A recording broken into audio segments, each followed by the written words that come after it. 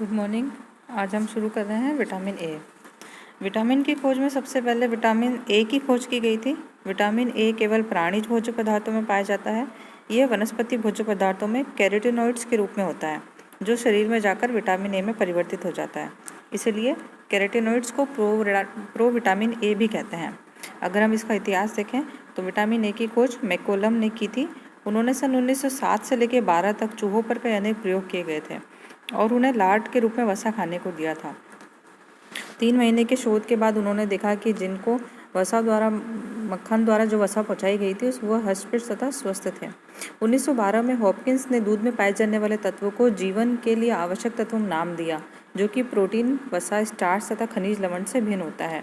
इसके अलावा और भी कई खोजें होती गई, जैसे कि 1922 में मैकोलम तथा 1923 में गोल्डवस्ट ने भी पता लगाया कि सूखा रोग ठीक करने वाला तत्व तथा आंखों की बीमारी को ठीक करने वाले तत्व दोनों ही अलग अलग प्रकृति के होते हैं और दोनों ही वसा में घुलनशील विटामिन हैं। इसी तरह सन 1937 में कुन तथा मॉरिस ने भी विटामिन ए संश्लेषण की विधि बताई। इसी वर्ष होमल्स तथा कॉबर्ट ने भी विटामिन ए को रवे के रूप में तैयार किया। सन 1946 तक संश्लेषित विटामिन ए का निर्माण होने लगा। सन 1949 तक संश्लेषित विटामिन बाजार में बिक्री हेतु उपलब्ध हो गया था। अगर इसका रासायनिक संगठन देखें तो विटामिन ए जो होता है ट्रांस तथा सिस के रूप में पाए जाते हैं। प्राकृतिक भोज्य पदार्थों में पाए जाने विटामिन ए ट्रांस के रूप में होते हैं। देखते हैं विटामिन ए के प्रकार। विटामिन ए मुख्यतः 4 प्रकार के होते हैं। कई भोज्य पदार्थों में एक से अधिक विटामिन भी पाए जाते हैं, जैसे कि फर्स्ट है विटामिन ए। इसे रेटिनोल भी कहते हैं। यह केवल प्राणिज भोज्य पदार्थों जैसे कि मांस, मछली, अंडा, दूध, पनीर, मक्खन, घी आदि में पाया जाता है। समुद्री जो मछलियाँ होती है वो रेटिनोल प्राप्ति के सबसे अच्छे स्रोत माने गए हैं। ये सबसे अच्छे साधन इसके माने गए हैं। इसका दूसरा प्रकार है विटामिन ए एल्डिहाइड। इसे रेटिनोल भी कहते हैं। यह आँखों के रेटिना के रॉड्स तथा कॉन्स में उपस्थित रोडोप्सिन तथा आयोडोप्सिन पिगमेंट में उपस्थित रहता है। आँखों की दृष्टि प्रदान करने में ये विटामिन सहायक होता है। ये आँखों की दृष्टि के लिए बहुत ही महत्वपूर्ण माना गया है। इसका तीसरा प्रकार है विटामिन ए रेटिनाइक अम्ल। इसका निर्माण शरीर में होता है तथा ये शारीरिक वृद्धि एवं विकास के लिए नितांत आवश्यक माना गया है। परंतु विटामिन आँखों के स्वास्थ्य तथा प्रजनन में सहायक नहीं होता, क्योंकि इसका परिवर्तित रेटिनोल में नहीं होता है। इसका चौथा प्रकार है विटामिन A2। यह केवल ताजे पानी में पाई जाने वाली मछलियों की यकृत में पाया जाता है। विटामिन A2 जो होता है कम क्रियाशील होता है। इसकी रासायनिक संरचना ए की अपेक्षा द्विबंध अधिक रहता है। क्रियाशीलता की दृष्टि से ये विटामिन बहुत ही कम क्रियाशील होता है।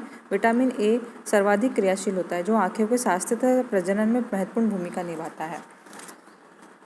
अब हम देखते हैं विटामिन ए के कार्य।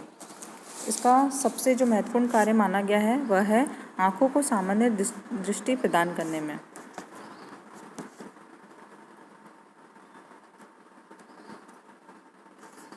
फर्स्ट इसका कार्य है आँखों को सामान्य दृष्टि प्रदान करने में। विटामिन ए आँखों के उत्तम स्वास्थ्य के लिए बेहद जरूरी होता है। हल्के रोशनी में देखने की क्षमता विटामिन ए से ही मिलती है। आँखों के रेटिना में छड़ तथा सूचियाँ होते हैं, जिन्हें रंग प्रदान करने वाले वर्णक भी होते हैं। छड़ में रोडोप्सिन तथा सूचियों में आयोडोप्सिन होते हैं।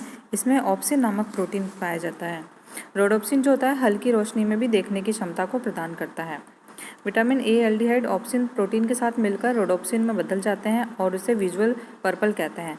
रोशनी की उपस्थिति में रोडोप्सिन ब्लीच होकर विटामिन ए एल्डिहाइड तथा ऑप्सिन में बदल जाता है। इस प्रकार कम रोशनी में रोडोप्सिन तथा तेज रोशनी में आयोडोप्सिन का निर्माण होता है और ये चक्र जो होता है निरंतर गति से चलता रहता है। परंतु इस चक्र को पूरा करने के लिए शरीर में विटामिन ए का रहना बहुत ही अत्यंत आवश्यक माना गया है। यदि आँखों में विटामिन ए नहीं होता तो ये चक्र पूरा नहीं होता और आँखों को रतौंधी यानी कि नाइट ब्लाइंडनेस कहते हैं, वह रोग हो जाता है। दूसरा है एपिथेलियन ऊतकों के स्वास्थ्य में।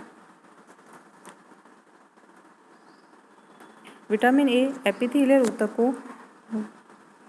ऊतकों के उत्तम स्वास्थ्य को बनाए रखने में अमूल्य भूमिका निभाता है। हमारे शरीर के सभी बाह्य तथा आंतरिक अंग इसी ऊतक से आच्छादित रहते हैं। ये ऊतक श्लेष्मा स्रावित करते हैं तथा अंगों को बाहरी जीवाणुओं, विषाणुओं तथा रोगाणुओं से सुरक्षा प्रदान करते हैं। विटामिन ए स्रावण से निष्कासन में मदद करता है, जिससे त्वचा एवं आंतरिक रंग कोमल, मुलायम, नम बने रहते हैं। नाक, गला, श्वास नली, पाचन अंग, प्रजनन अंग आदि में एपिथेलियल ऊतक का आवरण चढ़ा रहता है। ये अंग म्यूकस स्रावित करते हैं। विटामिन ए के अभाव में इन अंगों से म्यूकस का स्त्रावण नहीं हो पाता, अतः इसकी रचना एवं स्वरूप में परिवर्तन हो जाता है। ये कठोर, सूखे, शुष्क एवं बेजान होते हैं, जिसे केराटिनाइजेशन कहते हैं। इसके सूख जाने के कारण इन पर रोगाणु एवं हानिकारक जीवाणुओं का आक्रमण हो जाता है, परिणाम वह अंग रोगग्रस्त हो जाते हैं। बच्चों में विटामिन ए की कमी से त्वचा के एपिथेलियल ऊतक सूख जाते हैं, जिससे त्वचा रूखी, खुरदरी, बेजान हो जाती है। आंखों का सफ़ेद भाग मोटा हो जाता है, अश्रु ग्रंथियाँ काम करना बंद कर देती है, आंखों की कॉर्निया में रोग उत्पादक जीवाणुओं का संक्रमण होने लगता है। इसका तीसरा इम्पोर्टेंट काम है शारीरिक वृद्धि में सहायक। विटामिन ए शारीरिक वृद्धि एवं विकास में महत्वपूर्ण भूमिका निभाता है। इसकी कमी से शारीरिक वृद्धि की गति रुक जाती है। शोधों से ये निष्कर्ष भी निकाला गया है कि विटामिन ए के अभाव में कोशिकाओं का विभाजन क्रिया 30% तक कम हो जाती है। अतः शरीर की कोशिकाओं का विभाजन कम होता है और नए कोशों और ऊतकों का निर्माण भी कम होता है, जिसकी वजह से शारीरिक वृद्धि रुक जाती है। प्रजनन अंगों के स्वास्थ्य में सहायक। विटामिन ए प्रजनन अंगों के उत्तम स्वास्थ्य, प्रजनन क्रिया को सुचारू रूप से संपन्न होने में महत्वपूर्ण भूमिका अदा करता है। इसके अभाव में पुरुष स्त्री प्रजनन अंगों में विकार उत्पन्न हो जाते हैं, यौन हार्मोन्स का स्त्रावण नहीं हो पाता है। त्वचा को स्वस्थ रखने में विटामिन ए त्वचा को कोमल, चमकदार, लोचदार, आकर्षक, कांतियुक्त, नरम, सुंदर एवं स्वस्थ बनाए रखने के लिए अत्यंत आवश्यक है। इसकी कमी से त्वचा रूखी, सूखी, बेजान हो जाती है। इसकी कोमलता भी नष्ट हो जाती है। चेहरे की त्वचा शुष्क हो जाती है तथा चेहरे पर मुहासे भी निकल आते हैं। जांघ तथा बाहों में उभार आते हुए रचना दिखाई देने लगती है। अस्थियों की वृद्धि में सहायक। विटामिन ए अस्थियों की सामान्य वृद्धि एवं विकास के लिए भी बेहद जरूरी होते हैं, परंतु आवश्यकता से अधिक विटामिन ए हड्डियों के लिए विषाक्त होता है। इसकी अधिकता से हड्डियां भुरभुरी हो जाती है, जिससे हड्डियां जल्दी ही या थोड़ी सी चोट लगने पर भी टूट जाती है। फिर है दांतों को स्वस्थ बनाए रखने में। वॉलबेक तथा होव ने अपने अध्ययन से ये सिद्ध किया है कि विटामिन ए दांतों के उत्तम स्वास्थ्य के लिए भी परम आवश्यक है। उन्होंने चूहों पर अनेक प्रयोग किए जिसमें विटामिन ए रहित आहार दिया गया। दांतों का एनामल नष्ट हो गया तथा दांत भी जल्दी टूट गए। एनामल की क्षीणता का प्रभाव दंत कोशिका प्रसूत तथा दंत धातु पर भी पड़ता है और उनकी रचना जो होती है विकृत हो जाती है। इसका अगला कार्य है संक्रमण का प्रतिरोधक। विटामिन ए शरीर में रोग प्रतिरोधक की तरह कार्य करता है। ये शरीर को ताजगी, स्फूर्ति, बल एवं शक्ति प्रदान करने में महत्वपूर्ण भूमिका निभाता है। विटामिन ए शरीर के आंतरिक अंगों जैसे कि पाचन अंग, प्रजनन अंग, श्वसन अंग, ग्रंथियां आदि पर जो आच्छादक ऊतक होते हैं उनको स्वस्थ रखते हैं तथा उन्हें विभिन्न रोगों से बचाते हैं। इसके अभाव में ये अंग जो होते हैं ठीक प्रकार से काम नहीं करते हैं और इसके कारण की नमी और कोमलता नष्ट हो जाती है। अतः ये शुष्क, कठोर, रुष्क, खुरदरे एवं बेजान हो जाते हैं, अर्थात इनका केराटिनाइजेशन हो जाता है। इनमें रोगाणु से लड़ने की क्षमता कम हो जाती है या खत्म ही हो जाती है। परिणामतः इन पर विभिन्न हानिकारक जीवाणु और रोगाणुओं का संक्रमण बढ़ जाता है। इसका अगला कार्य है नाड़ी संस्थान को स्वस्थ रखने में। विटामिन ए नाड़ी संस्थान के ऊतकों की बेहतर क्रियाशीलता के लिए अत्यंत आवश्यक है। इसके अभाव में माइलिन शीत नष्ट हो जाती है। इस कारण नाड़ी संस्थान में विकृति उत्पन्न हो जाती है। नाड़ी संस्थान में विकार एवं दोष होने का प्रमुख कारण है अस्थियों की वृद्धि कम होना तथा केंद्रीय नाड़ी संस्थान की अधिक वृद्धि होना। फिर है ग्लूकोप्रोटीन के संश्लेषण में। ग्लूकोप्रोटीन के संश्लेषण में विटामिन ए अमूल्य भूमिका निभाता है। इस विटामिन की कमी से गुर्दे तथा यकृत में पथरी पड़ने की आशंका रहती है। श्वेत रक्त कणिकाओं को स्वस्थ रखने में विटामिन ए श्वेत रक्त कणिका यानी कि WBC के उत्तम स्वास्थ्य को बनाए रखने के लिए बेहद जरूरी है। इसकी कमी से WBC की संख्या में कमी होने लगती है, जिसके कारण ल्यूकोपेनिया नामक रोग हो जाता है। फिर इसका अगला कार्य है विटामिन ए के संश्लेषण में। विटामिन ए प्रोटीन के संश्लेषण में मदद करता है। आहार में निरंतर इस विटामिन की कमी से हो जाने से RNA का चयापचय ठीक प्रकार से नहीं हो पाता। परिणामतः प्रोटीन की सामान्य क्रियाशीलता प्रभावित होती है और इसकी कमी से भी कुपोषण संबंधी रोग हो जाते हैं। यह है विटामिन ए के कार्य। अगर हम इसको एक जनरली फटाफट एक नज़र में देखें तो ये आँखों की सामान्य दृष्टि के लिए अत्यंत महत्वपूर्ण माना गया है। शारीरिक वृद्धि और विकास में सहायता करता है। त्वचा के उत्तम स्वास्थ्य को बनाए रखने के लिए अत्यंत आवश्यक है। दांतों को स्वस्थ रखने में सहायक है। नाड़ी संस्थान के स्वास्थ्य में आवश्यक है। श्वेत रक्त कणिकाओं को स्वस्थ बनाए रखने में आवश्यक है।